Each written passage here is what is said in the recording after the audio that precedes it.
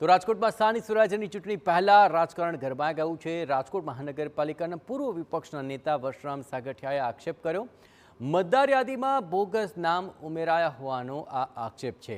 કોંગ્રેસ નેતા વર્ષરામ સાગઠિયાએ કલેક્ટરને રજૂઆત કરી હતી। લઘુમતી વિસ્તારમાં અન્ય સમાજના મતદારોના નામ ઉમેરાયા હોવાનો આક્ષેપ ઉઠ્યો। ધારાસભ્ય ઉદય કાનગડના ઇશારે બોગસ નામો ઉમેરાયાનો આક્ષેપ થયો છે।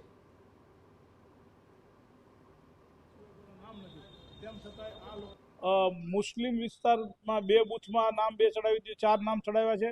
એક અનુસૂચિત જાતિ કે જ્યાં બીજા કોઈ સમાજના માણસ નથી રહેતા, એટલે અનુસૂચિત જાતિ એટલે દલિત સમાજના વિસ્તારમાં પણ એક કાનગડનું નામ ચડાવેલું છે। આની રજૂઆત આ પહેલા એક કાનગડ એક નામ ગોત્યું હતું ત્યારે કરી, ત્યાર પછી અત્યારે નવા એસઆઈઆર મુજબ આ લોકોએ પોતાના માણસોના નામ કઈ રીતે ખોટા એવિડન્સ આપીને રજૂ કર્યા છે। જે મકાનના નંબર છે, મકાનના નંબર પણ ખોટા નાખ્યા છે।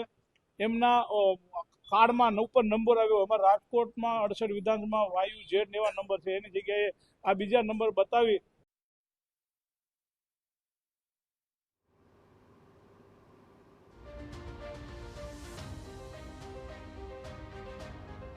વર્ષની અંદર કોઈ ઈ જ્ઞાતિના લોકો અહીંયા રહેતા નથી અને અત્યાર લગીની જેટલી મતદાર યાદી આવી એમાં એ લોકોના નામ નહોતા અને છેલ્લી જે આખરી મતદાર યાદી આવી એટલે એના નામ આવી ગયા। જે ઈ જ્ઞાતિના કોઈ પણ લોકો 20 વર્ષ ક્યાંય રહેતા નથી, તો અમારી છેલ્લી મતદાર યાદીમાં એ લોકોના નામ કેવી રીતે આવી ગયા, એ માટે અમે કલેક્ટર સાહેબને રજૂઆત કરવા આવ્યા કે તમે સ્થળ તપાસ કરો કે 20 વર્ષની અંદર આ માણસો કોઈ રહેતા નથી, તો અમારા બૂથમાં કેમ એના નામ આવ્યા।